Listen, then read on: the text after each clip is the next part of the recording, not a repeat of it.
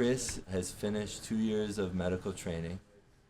He's an MD PhD student in Mayo Med School and Mayo Graduate School. He's a huge asset in the lab.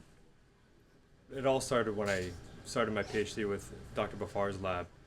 We wanted to harvest all these animal hearts that we could do experiments on. The downside was that a lot of these animals were deceased for an extended period of time. So we just started experimenting and try to figure out ways to harvest hearts.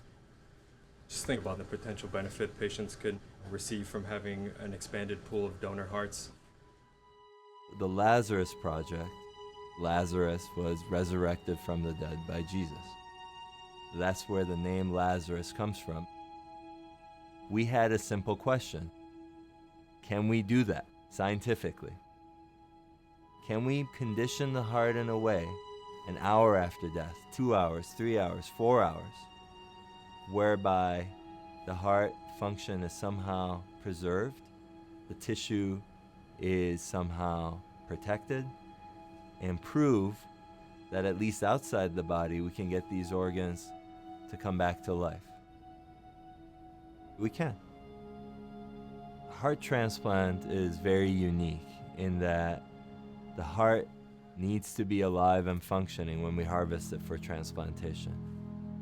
We finally been able to take hearts that are dead, put them into a special solution that's cold, that relaxes the heart and gives it energy in a very unique way, and allows us to transport that heart over a period of time, can even be up to several hours, and then bring it back to life.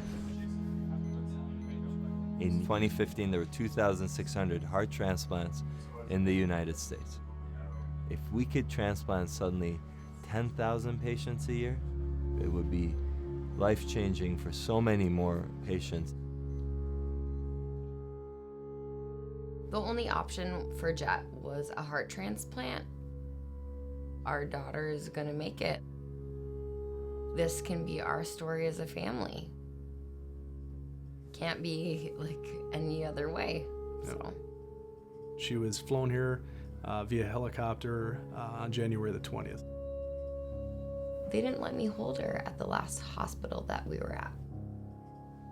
Mayo, the first thing they asked was, do you want to hold her? It was amazing. She doesn't get a heart transplant, she's not around anymore. That is the reality of it all.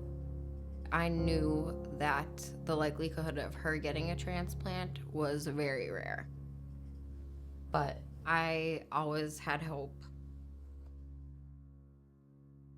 At this moment right now, it works in a controlled laboratory environment. It's not real life. It's not with human organs. But can we get to that point? I sure hope so.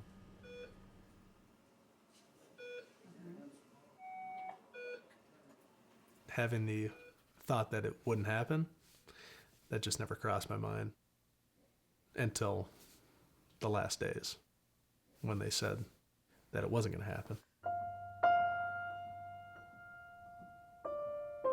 The nurses at Mayo decided that they would come into the room for support for our family. And there were over 20 to 30 nurses who took time on their days off to come in, say goodbye to Jet. We got to spend 6 months with our baby. We got to see her cry. We got to see her, make cute little faces. We got to see her grow for 5.5 months. Without them working together, who knows how long she would have been around. Mayo did give us hope. The way that the Mayo Clinic made me feel through the worst time of our entire lives, my entire life, was that we were loved as a family.